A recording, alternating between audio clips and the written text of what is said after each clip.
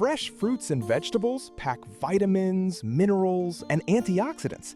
But the moment you wash, chop, cook, or can them, chemistry starts moving.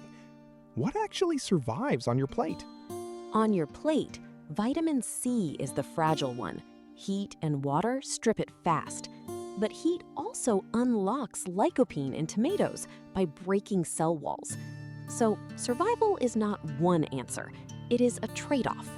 Some nutrients dissolve in water, like vitamin C and many B vitamins, so they can leach into cooking liquid. Others, like vitamins A, D, E, and K, ride along with fats. So what happens when heat meets the pot?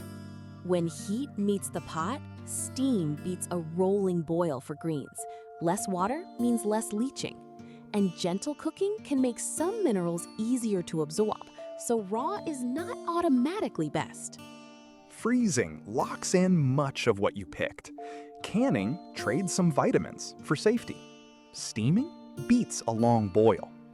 Roasting can boost flavor and nutrients like lycopene. So, is processing always a loss? Tomato sauce gives you more lycopene than a raw slice. Heat helps your body use it. Steam greens when vitamin C matters, roast tomatoes when lycopene matters. For the rest of the week, you can rotate those approaches. Steam greens when you want more vitamin C. Roast tomatoes when you want more lycopene.